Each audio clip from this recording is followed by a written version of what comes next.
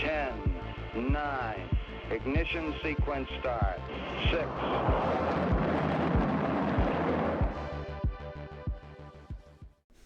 Hello, and welcome to Rocket Fuel, your daily update of everything that's happening in the Rocket Pool community. My name is Whack Whack Attack. Today is March 30th. Yep. And yeah, we've got a whole bunch of things for you today, so let's get started on that.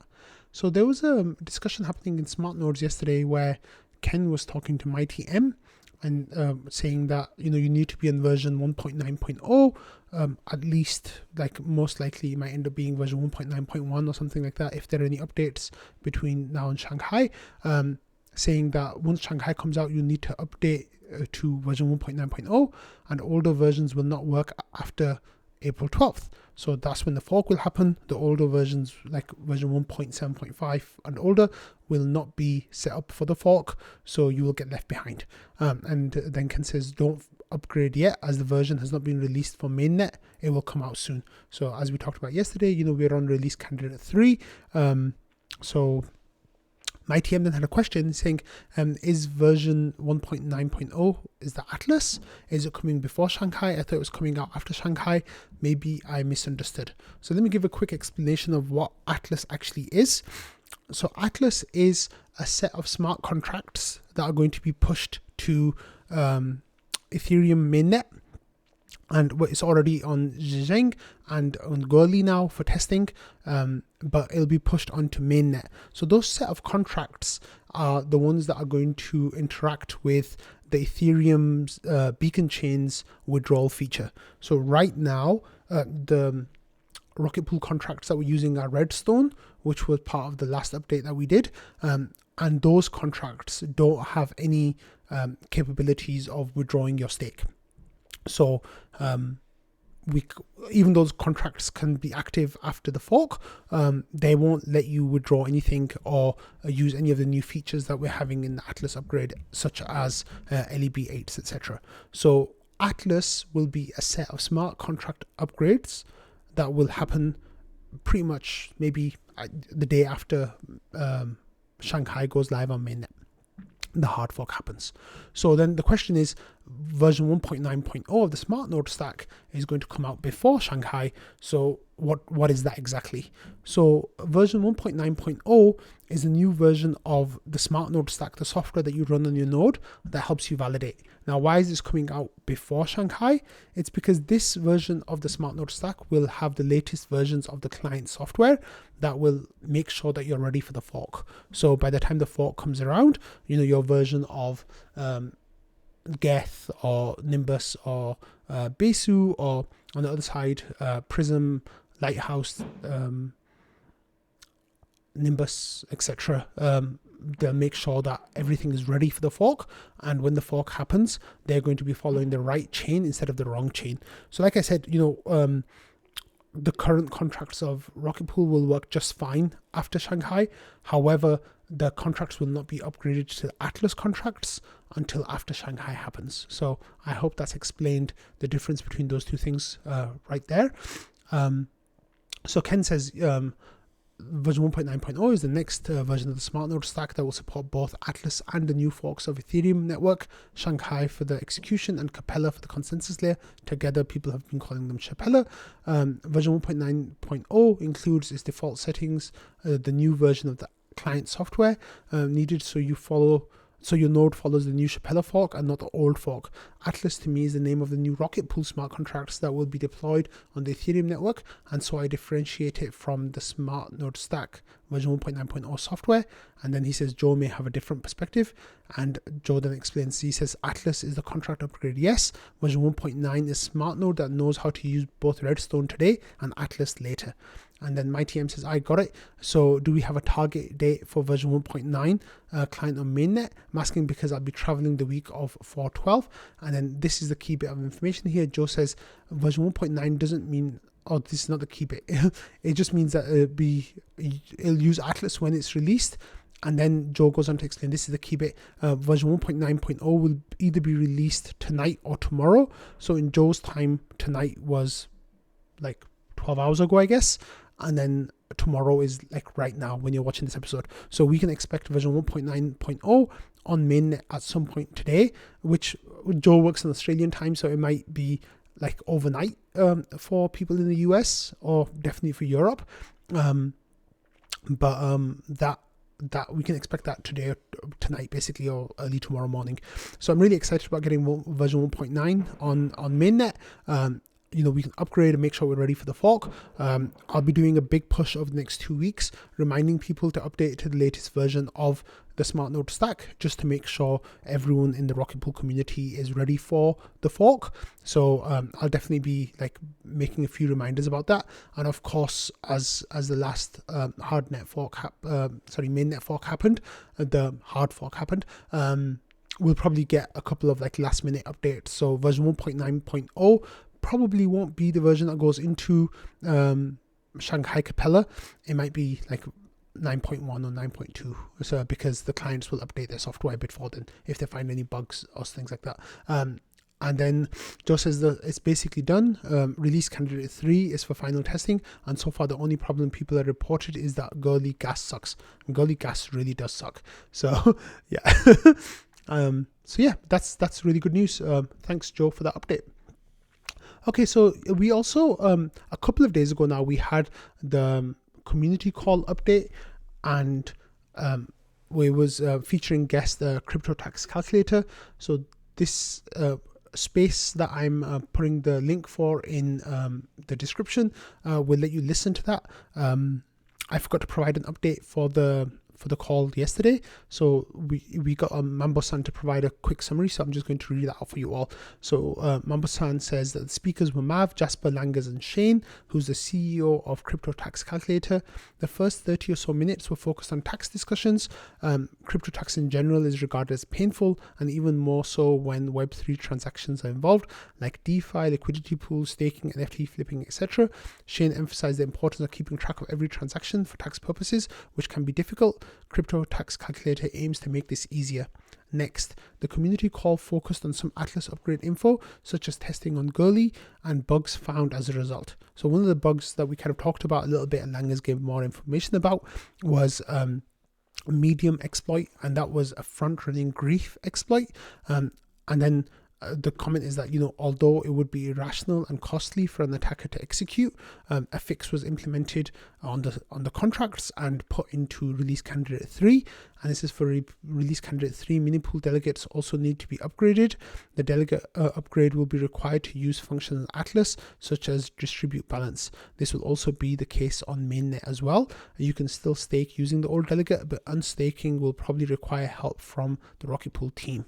And then it says the audit reports are pretty much ready, but the fixes for the front run exploit have not been audited yet, so the report release is waiting on that. Expected to be done by the end of the week and maybe Monday at the latest. So all the contracts, of course, were audited before, and then that contract change to remove that griefing exploit was changed by the team, but not audited yet, and then the results of the audit should be coming next couple of days, and we'll either see it published on Friday or more likely on Monday at the latest. So definitely keep your eyes out for those audit reports, and then once that stuff is out, then I think the Immune5 bounty is going to go live too, so that's pretty exciting. And then next we have information about oETH integrations, which we talked about during the summary on Tuesday's episode when we were talking about the bi-weekly update. And it says oETH integrations were discussed. It's been a busy time for integrations with entities such as Metronome, Biofinance, and Beta Finance, just to name a few. Integrations are expected to ramp up in the coming weeks as Atlas and Shanghai implementations draw near. More detailed information on integrations achieved lately is available on the bi-weekly update, which we talked about in Tuesday's episode. And then finally, everyone was reminded to vote in the IMC vote that's taking place.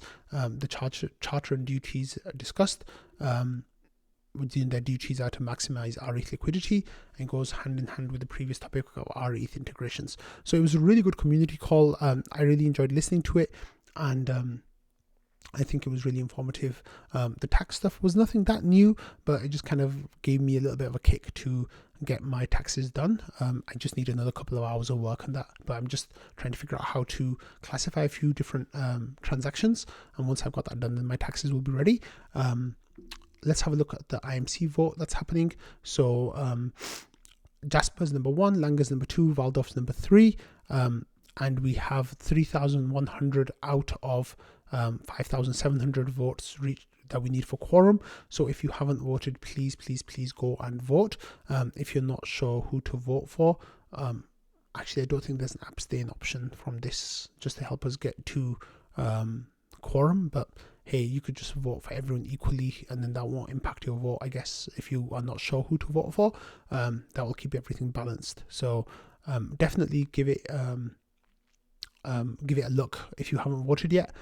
Remember, there's a poap involved for people who did vote. You can claim your poap, so that might incentivize some people to vote as well. But yeah, the community update was a really good one. We covered a lot of things in that summary just now, but if you want to give it a listen, definitely go and check it out. Okay, next we have another vote that was taking place that I covered a few days ago, was the Lighthouse joining the oDAO vote, and the last vote, Coinbase joining the oDAO vote. Lighthouse provided the last vote to get them included. So here yesterday we had Lighthouse voting on their node, on their oDAO node. They voted to include Coinbase. There were 9 votes for, 0 votes against, and then the Rocket Pool 1 node executed the proposal, number 12. So Coinbase now are officially members of the Rocket Pool oDAO. I'm sure there's going to be like a lot of talk about that in the coming days and weeks, but that's really great. I'm glad that that's happened. The oDAO really has some fantastic organizations and groups that are members on that now. The one thing that I want to say about the oDAO is that I really feel like we should expand it a lot more. Like maybe even go up to double the members. That will have a couple of impacts. One, it will make Rocket Pool even more decentralized. 2, it would reduce the income of the existing members to, well, half basically. Maybe we can expand even further than that, but those are a couple of things. But this is definitely a step in the right direction.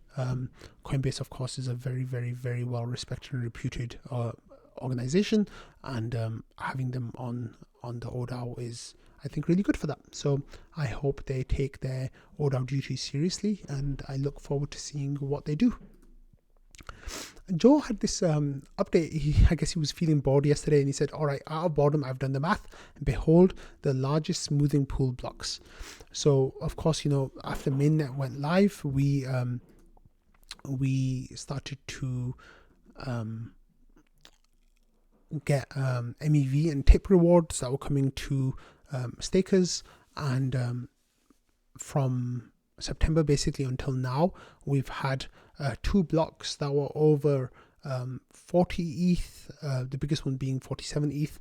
We had one that was 31 ETH, 2 in the 20s, a bunch in the 10s, and then lots and lots of single digit ETH blocks. But if you think about the fact that there have been millions of, thousands, hundreds of thousands of blocks, I guess, there's about 200 and there's a lot of blocks, like thousands of blocks. Yeah, so every day there's let me just work this out really quickly. So there's about 225 epochs a day, and there are 16 blocks or slots in each one, and then about just over 500,000 blocks so far, and out of those there's been like maybe 30 or 40 here that Joe has included in the top ranked blocks. So there's the chance of getting one of these blocks is really low. There've been a few in the hundreds that have gone to other groups and people, but that's why it's called a lottery block, right? Like the chances of winning the lottery are really low, but some people want to play the lottery. But these are the ones I think that came to the smoothing pool. So that's, these are all the ones that came to the smoothing pool. So that's really great. I guess I feel kind of bad, a little bit bad for the people who lost out on that big chunk of ETH, but that's the name of the game, sadly. So yeah, sorry guys, but thanks. Okay, so next we had this update from Ramana, who said that the letters is Rocket UniArb option has been merged into the Rocket Arb GitHub, and that it's still currently untested, so no one has used this yet. So reach out to Ramana or Letters before you use it to get some advice on how to use it, but it's not set as the default. So Ramana's original Rocket Arb is not on there anymore because it was using Euler on the back end. So Owl Citrus's Rocket Arb is the default now, and the reason why it's the default is because you bring your own 16 ETH that you use to arb the premium. With the Rocket UniArb, you can use Uniswap to do that. So once Rocket UniArb gets tested a few times, I think that will become the default because it makes sense for the most number of people. Owl Citrus only works for those people who have the extra ETH, but also have you pay less gas. So thanks Ramana for that update of what's going on with the Rocket Arb stuff. Okay, next we have this update from Chaos, who's been working on calculating earning with tax, and it says the new version of the earnings calculation sheet is ready. This version adds effective APRs for each type, including pre and post tax APR. So if you have a quick look at the sheet, I haven't played around with it too much, so it might be good for you to like kind of plug in your own numbers, but it has like prices of ETH and RPL and different information here about like the how much of each you have and how much is being staked, and then you get like numbers that it spits out, whether you're in LEB 8 pool, whether you're in 16 pool, and even with solo staking. So this is a nice little sheet that you can use to get information out of it and see what your rewards might look like. So play around with those numbers and definitely get you can get that information. So it gets information from lots of different places, which is really cool, and it definitely does a good job of calculating that information. So check it out, have a look, play around with it, and it might surprise you with some of those rewards that you can get. They might be higher or lower than you think. And the good thing here as well, it kind of works out your tax information. If you input like capital gains tax, income tax, etc., it can tell you how much you'll be paying on those rewards as well. So yeah, it's a nice little spreadsheet. I just had a quick look at it, so play around with it if you want. Okay, next we have an update from Beacon Chain over here, who said, do you notice a change to the Beacon Chain website? There have been a number of improvements recently. Here's a thread to keep you up to date. So we have the new broadcast sign message tool supports exit messages and allows migration from 0x00 to 0x01, which is your withdrawal address setup. And it says exit messages are possible today, updating from 0x00 to 0x01 will be enabled after the fork. And it says read more about these type of messages here, so then you can send those messages. It says there's a new page where withdrawals will be shown along with the BLS address changes. You can see live data of the process withdrawals, total distribution of ETH, etc. It says for your own validators, we added more notification options. You can now get notified whenever your validator process a withdrawal, partial or full. The validator's view will also get extra tab with its processed information. So here you can get some notifications for information that's being missed or things that are happening, which is really good. And then the slot finder upgrade schedule tells you what time slots will be added to the chain, handy for hard forks. For example, with the upgrade schedule, you can check which slot has favorable time for your needs, so it gives you an idea of when things are happening.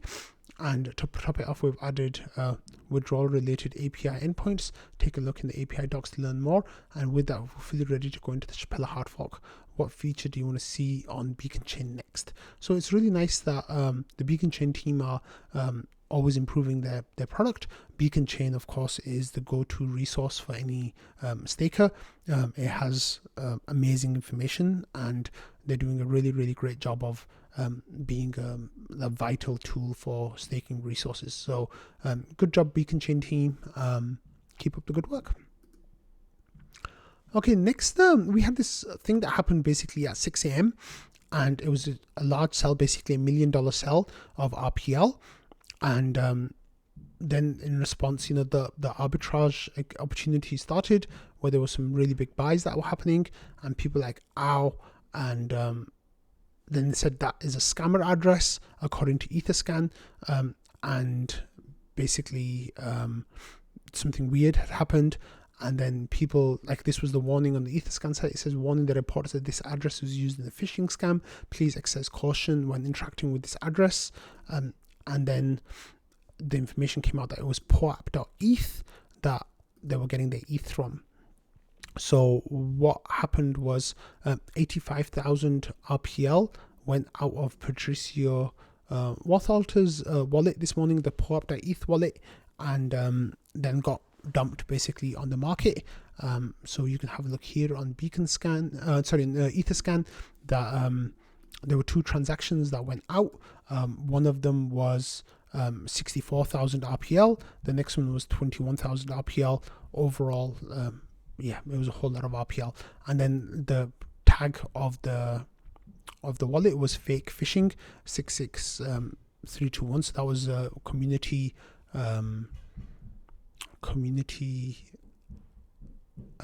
tagged wallet, and if you have a look at that wallet, they've actually let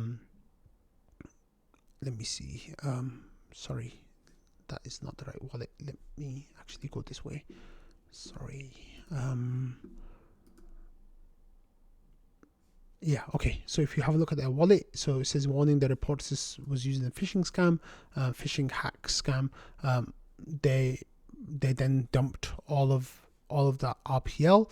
They dumped it onto Uniswap, and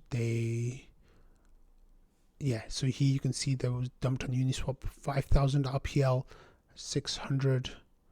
Oh wait, no, that it started earlier than that. So the RPL came in from poap.eth, and then they started dumping it on Uniswap. So it was like in the thousands, and people started noticing it pretty much right away, and they were like, oh, this is not good.